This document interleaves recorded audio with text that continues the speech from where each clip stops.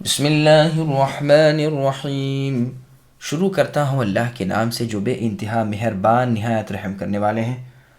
الم تر کیف فعل ربک باصحاب الفیل الم یجعل کیدہم فی تضلیل وارسل علیہم طیرا ابابیل ترمیہم بحجارۃ من سجیل فجعلہم کعصف مأکول۔ کیا آپ نے اے نبی نہ دیکھا کہ آپ کے رب نے ہاتھی والوں کے ساتھ کیا کیا؟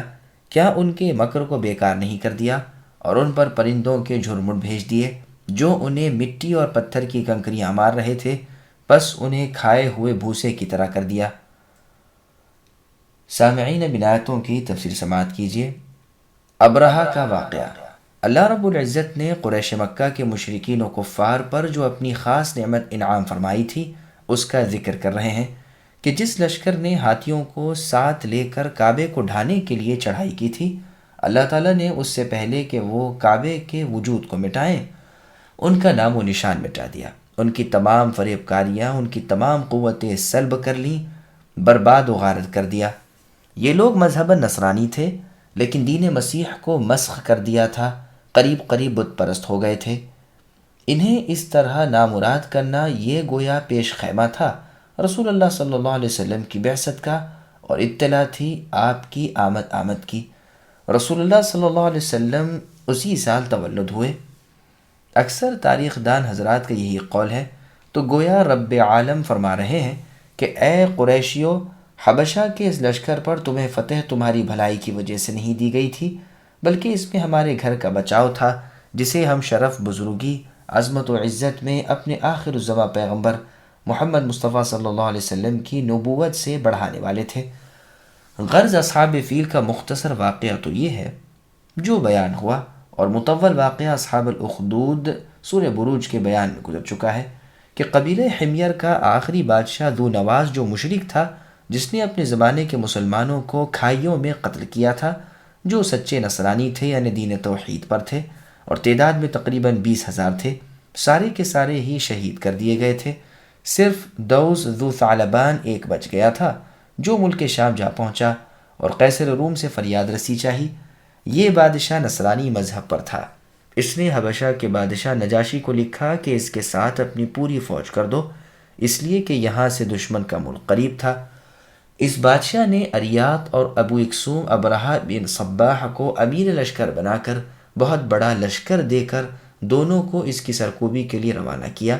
یہ لشکر یمن پہنچا، یمن کو اور یمنیوں کو تاخت و تاراج کر دیا۔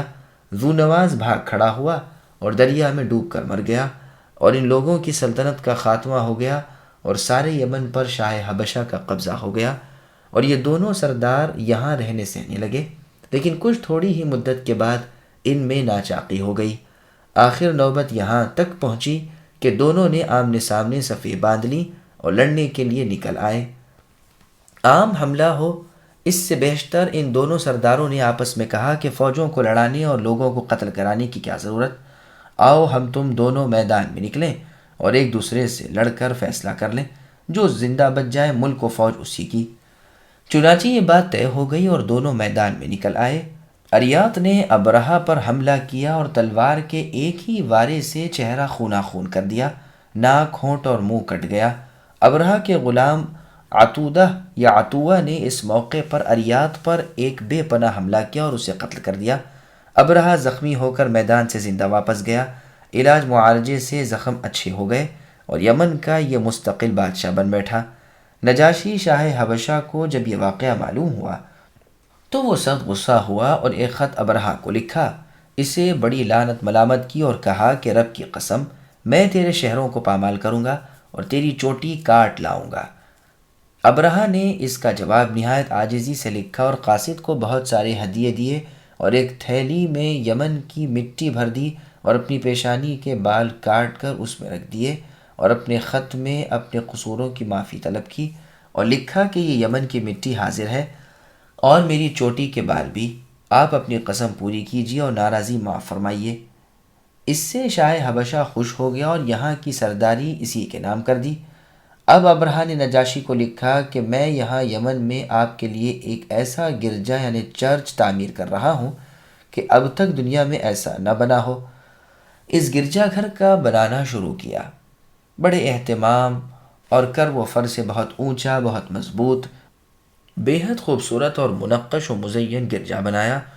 اس قدر بلند تھا کہ چوٹی تک نظر ڈالنے والے کی ٹوپی گر پڑتی تھی، اس لیے عرب اسے قلیس کہتے تھے، یعنی ٹوپی پھینک دینے والا۔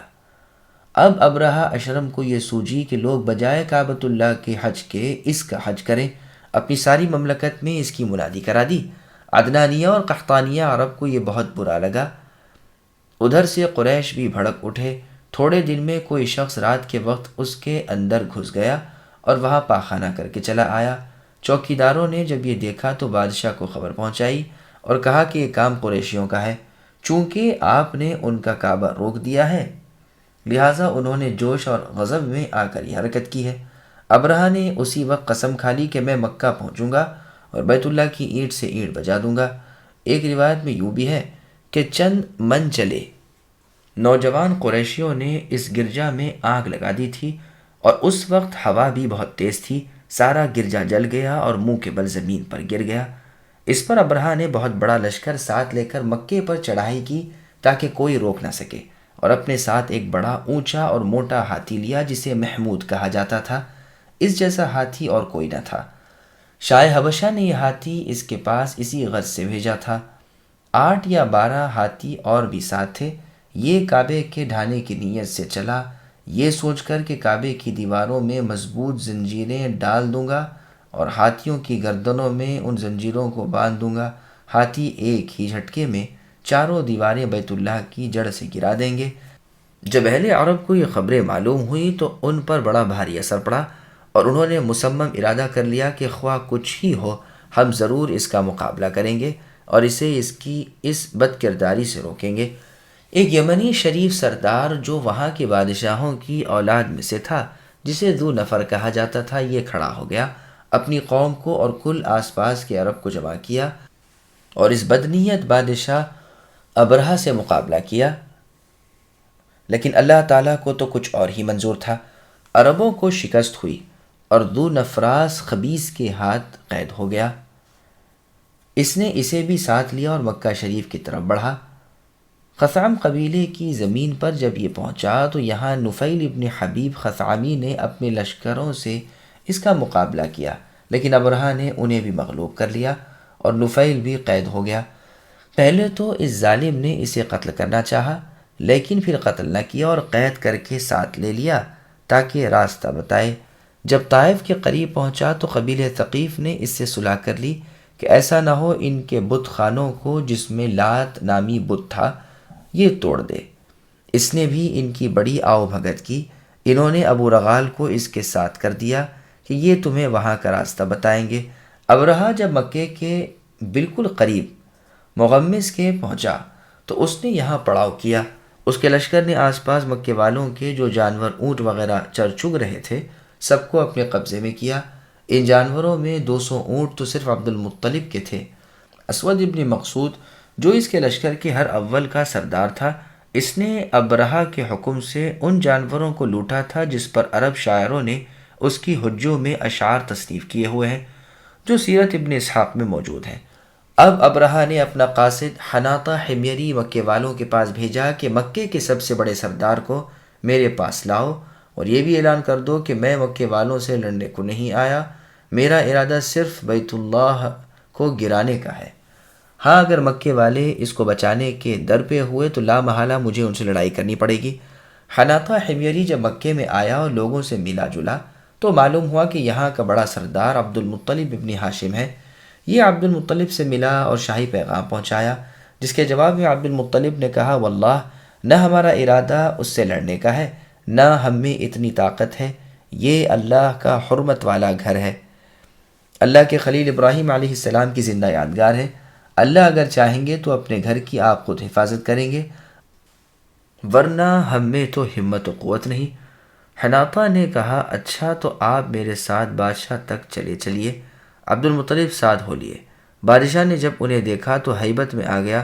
عبد المطلب گورے چٹے، سڈول اور مضبوط قوی والے حسین و جمیل انسان تھے۔ دیکھتے ہی ابرہہ تخت سے نیچے اتر آیا اور فرش پر عبد المطلب کے ساتھ بیٹھ گیا اور اپنے ترجمان سے کہا کہ ان سے پوچھ کہ کیا چاہتے ہو۔ عبد المطلب نے کہا میرے 200 اونٹ جو بادشاہ نے لے لیے ہیں انہیں واپس کر دیا جائے۔ بادشاہ ابرہہ نے کہا ان سے کہہ دو کہ پہلی نظر میں تمہارا رعب مجھ پر پڑا تھا اور میرے دل میں تمہاری وقاحت بیٹھ گئی تھی، لیکن پہلے ہی کلام میں تو نے سب کچھ کھو دی۔ اپنے 200 اونٹ کی تو تجھے فکر ہے اور اپنی قوم کے دین کی تجھے فکر نہیں۔ میں تو تم لوگوں کا عبادت خانہ توڑنے اور اسے خاک میں ملانے کے لیے آیا ہوں۔ عبد المطلب نے جواب دیا کہ سن اے بادشاہ، اونٹ تو میرے ہیں، اس لیے انہیں بچانے کی کوشش میں ہوں، اور خانہ کعبہ اللہ تعالیٰ کا ہے، وہ خود اسے بچا لیں گے۔ اس پر یہ سرکش کہنے لگا کہ معبود بھی آج اسے میرے ہاتھ سے نہیں بچا سکتا، نعوذ باللہ۔ عبد المطلب نے کہا بہتر ہے وہ جانے اور تو جانے۔ یہ بھی مروی ہے کہ اہل مکہ نے تمام حجاز کا تہائی مال ابرہہ کو دینا چاہا کہ وہ اپنے اس بد ارادے سے باز آئے، لیکن اس نے قبول نہ کیا۔ خیر عبد المطلب تو اپنے اونٹ لے کر چل دیے اور آ کر قریش مکہ کو حکم دیا کہ مکہ بالکل خالی کر دو، پہاڑوں میں چلے جاؤ۔ اب عبد المطلب اپنے ساتھ قریش کے چیدہ یعنی چنندہ لوگوں کو لے کر بیت اللہ میں آیا اور بیت اللہ کے دروازے کا کنڈا تھام کر اور گڑ گڑا کر دعائیں مانگنی شروع کی کہ باری تعالیٰ ابرہہ اس کے خونخوار لشکر سے اپنے پاک اور ذی عزت گھر خانہ کعبہ کو بچا لیجیے۔ عبد المطلب نے اس وقت یہ دعائیہ اشعار پڑھے، اللہم ان المرء یمنع رحلہ فامنع رحالک لا یغلبن صلیبہم ومحالہم ابدا محالک، یعنی ہم بے فکر ہیں، ہم جانتے ہیں کہ ہر گھر والا اپنے گھر کا بچاؤ آپ خود کرتا ہے۔ اے اللہ آپ بھی اپنے گھر خانہ کعبہ کو اپنے دشمنوں سے بچائیے۔ یہ تو ہرگز نہیں ہو سکتا کہ ان کی صلیب اور ان کی ڈولیں آپ کی ڈولوں پر غالب آ جائیں۔ اب عبد المطلب نے بیت اللہ کے دروازے کا کنڈا ہاتھ سے چھوڑ دیا اور اپنے تمام ساتھیوں کو لے کر آس پاس کے پہاڑوں کی چوٹیوں پر چڑھ گیا۔ یہ بھی مذکور ہے کہ جاتے ہوئے قربانی کے 100 اونٹ بیت اللہ کے ارد گرد نشان لگا کر چھوڑ دیے تھے، اس نیت سے کہ اگر یہ بددین ابرہہ آئے اور انہوں نے اللہ کے نام کی قربانی کے ان جانوروں کو چھیڑا تو عذاب الہی ان پر اترے گا۔ دوسری صبح ابرہہ کے لشکر میں مکے میں جانے کی تیاریاں ہونے لگیں۔ اپنا خاص ہاتھی جس کا نام محمود تھا اسے تیار کیا، لشکر میں کمر بندی ہو چکی اور مکے کی طرف منہ اٹھا کر چلنے کی تیاری کی۔ اس وقت نفیل ابن حبیب جو اس سے راستے میں لڑا تھا اور اب بطور قیدی اس کے ساتھ تھا، وہ آگے بڑھا اور شاہی ہاتھی کا کان پکڑ لیا اور کہا محمود بیٹھ جا اور جہاں سے آیا ہے وہیں خیریت کے ساتھ چلا جا، تو اللہ تعالیٰ کے محترم شہر میں ہے۔ یہ کہہ کر کان چھوڑ دیا اور بھاگ کر قریب کی پہاڑی میں جا چھپا۔ محمود ہاتھی یہ سنتے ہی بیٹھ گیا۔ اب ہزار جتن کر رہے ہیں، لشکری بھی کوششیں کرتے کرتے تھک گئے ہیں، لیکن ہاتھی اپنی جگہ سے ہلتا ہی نہیں۔ سر پر آکس مار رہے ہیں، ادھر ادھر سے بھالے اور برچھے مار رہے ہیں، آنکھوں میں آنس ڈال رہے ہیں۔ غرض تمام جتن کر لیے، تمام کوششیں کر لیں، لیکن ہاتھی جنبش بھی نہیں کرتا، یعنی ہلتا تک نہیں۔ پھر بطور امتحان کے اس کا منہ یمن کی طرف کر کے چلانا چاہا تو جھٹ سے کھڑا ہو کر دوڑتا ہوا چل دیا۔ ملک شام کی طرف چلانا چاہا تو بھی پوری قوت سے آگے بڑھ گیا، مشرق کی طرف لے جانا چاہا تو بھی بھاگا گیا، پھر مکہ مکرمہ کی طرف منہ کر کے آگے بڑھانا چاہا تو وہیں بیٹھ گیا۔ انہوں نے پھر اسے مارنا پیٹنا شروع کیا کہ دیکھا کہ ایک گھٹا ٹوپ پرندوں کا جھرمٹ بادل کی طرح سمندر کے کنارے کی طرف سے امنڈا چلا آ رہا ہے۔ ابھی پوری طرح دیکھنے بھی نہیں پائے تھے کہ وہ جانور سر پر آ گئے، چوطرف سے سارے لشکر کو گھیر لیا۔ ان میں سے ہر ایک کی چونچ میں ایک مسور یا ماش کے دانے کے برابر کنکری تھی اور دونوں پنجوں میں 2 کنکریاں تھیں۔ یہاں پر پھینکنے لگے، جس پر کنکری آ پڑی وہ وہیں ہلاک ہو گیا۔ اب تو اس لشکر میں بھاگڑ پڑ گئی، ہر ایک نفیل کرنے لگا، کیونکہ اسے ان لوگوں نے اپنا رہبر اور راستہ بتانے والا سمجھ رکھا تھا۔ نفیل تو ہاتھی کو کہہ کر پہاڑ پر چڑھ گیا تھا اور دیگر اہل مکہ ان لوگوں کی یہ درگت اپنی آنکھوں سے دیکھ رہے تھے، اور نفیل وہیں کھڑا یہ شعر پڑھ رہا تھا: این المفر والالہ الطالب والاشرم المغلوب لیس الغالب. اب جائے پناہ کہاں ہے جب کہ اللہ تعالی خود تاک میں لگ گئے ہیں. سنو، اشرم ابرہہ بدبخت مغلوب ہو گیا، اب یہ پنپنے کا نہیں. اور بھی نفیل نے اس واقعے کے متعلق اور بھی بہت سے اشعار کہے ہیں جن میں اس قصے کو بیان کیا ہے، اور کہا ہے کہ کاش تو اس وقت موجود ہوتا جب کہ ان ہاتھی والوں کی شامت آئی ہے اور وادی محصب میں ان پر عذاب کے سنگریزے برسے ہیں. آپ اس وقت اے نبی موجود ہوتے جب کہ ان ہاتھی والوں کی شامت آئی ہے اور وادی محصب میں ان پر عذاب کے سنگریزے برسے ہیں. آپ اے نبی اس وقت آپ اس الہی لشکر یعنی پرندوں کو دیکھ کر قطعاً سجدے میں گر پڑتے. ہم تو وہاں کھڑے حمد الہی کی راگنیاں لاپ رہے تھے، گو کلیجے ہمارے بھی اونچے ہو گئے تھے کہ کہیں کوئی کنکری ہمارا کام بھی تمام نہ کر دے. نصرانی منہ موڑے بھاگ رہے تھے اور نفیل نفیل پکار رہے تھے، گویا کہ نفیل پر ان کے باپ دادوں کا کوئی قرض تھا. ایک روایت میں ہے کہ جب محمود ابرہہ بادشاہ کا ہاتھی بیٹھ گیا اور پوری کوشش کے باوجود بھی نہ اٹھا تو انہوں نے دوسرے ہاتھی کو آگے کیا. اس نے قدم بڑھایا ہی تھا کہ اس کی مستک پر کنکری پڑی اور وہ بل بلا کر پیچھے ہٹا، اور پھر اور ہاتھی بھی بھاگ کھڑے ہوئے اور ادھر برابر کنکریاں آنے لگیں. اکثر تو وہیں ڈھیر ہو گئے اور بعض جو ادھر ادھر بھاگ نکلے تھے ان میں سے بھی کوئی جاں بر نہ ہوا. بھاگتے بھاگتے ان کے اعضاء کٹ کٹ کر گرتے جاتے تھے اور بالآخر جان سے جاتے تھے. ابرہہ بادشاہ بھی بھاگا لیکن ایک ایک عضو بدن جھڑنا شروع ہوا، یہاں تک کہ خثعم کے شہروں میں سے صنعاء میں جب وہ پہنچا تو بالکل گوشت کا لوتھڑا بنا ہوا تھا. وہیں بلک بلک کر دم توڑا اور کتے کی موت مرا. دل تک پھٹ گیا تھا. قریشیوں کو بڑا مال ہاتھ لگا. عبد المطلب نے تو سونے سے ایک کنواں پر کر لیا تھا. زمین عرب میں آبلہ اور چیچک کی بیماریاں اسی سال پیدا ہوتے ہوئے دیکھے گئے، اور اسی طرح سپند اور حنظل وغیرہ کے کڑوے درخت بھی اسی سال زمین عرب میں دیکھے گئے. بس اللہ تعالیٰ بزبان رسول معصوم صلی اللہ علیہ وسلم اپنی یہ نعمت یاد دلاتے ہیں، اور گویا فرمایا جا رہا ہے کہ اگر تم اے مشرکین مکہ میرے گھر کی اسی طرح عزت و حرمت کرتے رہتے اور میرے رسول کا کہا مانتے تو میں بھی اسی طرح تمہاری حفاظت کرتا اور دشمنوں سے نجات دیتا. ابابیل کا ذکر. ابابیل جمع کا صیغہ ہے، اس کا واحد لغت عرب میں پایا نہیں گیا. سجیل کے معنی ہے بہت سخت، اور بعض مفسرین کہتے ہیں کہ یہ دو فارسی لفظوں سے مرکب ہے، یعنی سنگ اور گل سے، یعنی پتھر اور مٹی سے. غر سجیل وہ ہے جس میں پتھر مع مٹی کے ہو. عاصف جمع ہے عاصفتن کی، کھیتی کے ان پتوں کو کہتے ہیں جو پک نہ گئے ہوں. ابابیل کے معنی ہیں گروہ گروہ، جھنڈ جھنڈ، بہت سارے، پے در پہ جمع شدہ، ادھر ادھر سے آنے والے. بعض نحوی کہتے ہیں کہ اس کا واحد ابیل ہے. ابن عباس رضی اللہ عنہما فرماتے ہیں کہ ان پرندوں کی چونچ تھی پرندوں جیسی اور پنجے تھے کتوں جیسے. اکرمہ رحمہ اللہ فرماتے ہیں کہ یہ سبز رنگ کے پرندے تھے جو سمندر سے نکلے تھے، ان کے سر درندوں جیسے تھے، اور اقوال بھی اس میں ہے. یہ پرندے باقاعدہ ان لشکریوں کے پرے باندھ کر کھڑے ہو گئے اور پھر چیخنے لگے. پھر پتھراؤ کیا، جس کے سر میں لگا اس کے نیچے سے نکل گیا اور دو ٹکڑے ہو کر زمین پر گر پڑا. جس کے بعض عضو پر گرا وہ عضو ساقط ہو گیا. ساتھ ہی تیز آندھی آئی جس سے اور آس پاس کے کنکر بھی ان کی آنکھوں میں گھس گئے اور سب تہ و بالا ہو گئے. عصف کہتے ہیں چارے کو اور کٹی کو اور گیہوں کے درخت کے پتوں کو، اور مأکول سے مراد ٹکڑے ٹکڑے کیا ہوا. ابن عباس رضی اللہ عنہما سے مروی ہے کہ عصف کہتے ہیں بھوسی کو جو اناج کے دانوں کے اوپر ہوتی ہے. ابن زید رحمہ اللہ فرماتے ہیں کہ مراد کھیتوں کے وہ پتے ہیں جنہیں جانور چر چکے ہوں.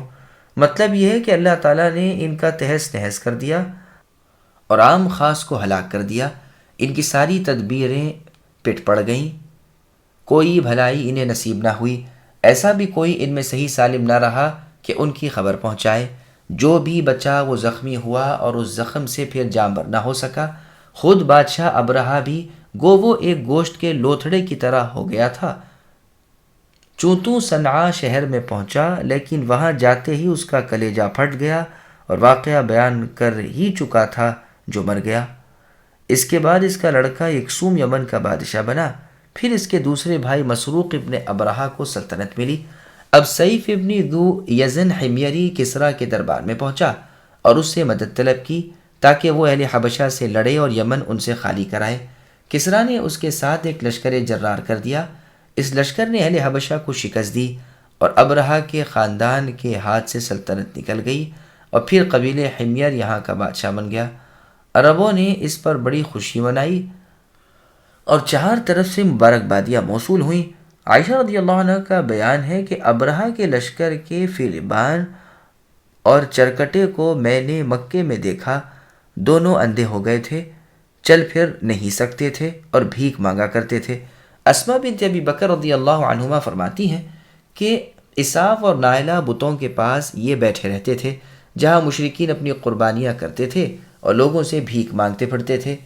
اس فیلبان کا نام انیسہ تھا۔ بعض تاریخوں میں یہ بھی ہے کہ ابرہہ خود اس چڑھائی میں نہ تھا، بلکہ اس نے اپنے لشکر کو شمر ابن مقصود کی ماتحتی کے ساتھ بھیجا تھا۔ یہ لشکر 20,000 کا تھا اور یہ پرندے ان کے اوپر رات کے وقت آئے تھے اور صبح تک ان سب کا ستیہ ناش ہو چکا تھا۔ لیکن یہ روایت بہت غریب ہے اور صحیح بات یہ ہے کہ خود ابرہہ اشرم حبشی ہی اپنے ساتھ لشکر لے آیا تھا۔ یہ ممکن ہے کہ اس کے ہر اول کے دستے پر یہ شخص سردار ہو۔ اس واقعے کو بہت سے عرب شاعروں نے اپنے اپنے شعروں میں بھی بسط کے ساتھ بیان کیا ہے۔ سورہ فتح کی تفسیر میں ہم اس واقعے کو مفصل بیان کرائے ہیں، جس میں ہے کہ جب حدیبیہ والے دن رسول اللہ اس ٹیلے پر چڑھے جہاں سے آپ قریشیوں پر جانے والے تھے تو رسول اللہ کی اونٹنی بیٹھ گئی۔ لوگوں نے اسے ڈانٹا ڈپٹا لیکن وہ نہ اٹھی۔ لوگ کہنے لگے قصوہ یعنی رسول اللہ صلی اللہ علیہ وسلم کی قصوہ نامی اونٹنی تو تھک گئی ہے۔ رسول اللہ نے فرمایا نہ یہ تھکی نہ اس میں اڑنے کی عادت، اسے اللہ نے روک لیا ہے جس نے ہاتھیوں کو روک لیا تھا۔ پھر رسول اللہ نے فرمایا اس کی قسم جس کے ہاتھ میں میری جان ہے، مکے والے جن شرائط پر مجھ سے صلح چاہیں گے میں سب مان لوں گا، بشرط یہ کہ اللہ کی حرمتوں کی حد اس میں نہ ہو۔ پھر رسول اللہ نے اسے ڈانٹا تو وہ فوراً اٹھ کر کھڑی ہو گئی۔ یہ حدیث صحیح بخاری میں ہے۔ بخاری و مسلم کی ایک اور حدیث میں ہے کہ اللہ تعالیٰ نے مکے پر سے ہاتھیوں کو روک لیا اور اپنے نبی محمد صلی اللہ علیہ وسلم کو وہاں کا قبضہ دیا اور اپنے ایماندار بندوں کو سنو آج اللہ کی حرمت ویسی ہی لوٹ کر آ گئی ہے جیسے کل تھی، خبردار ہر حاضر کو چاہیے کہ غیر حاضر کو پہنچا دے۔ اللہ تعالیٰ کے فضل و کرم سے سورہ فیل کی تفسیر ختم ہوئی۔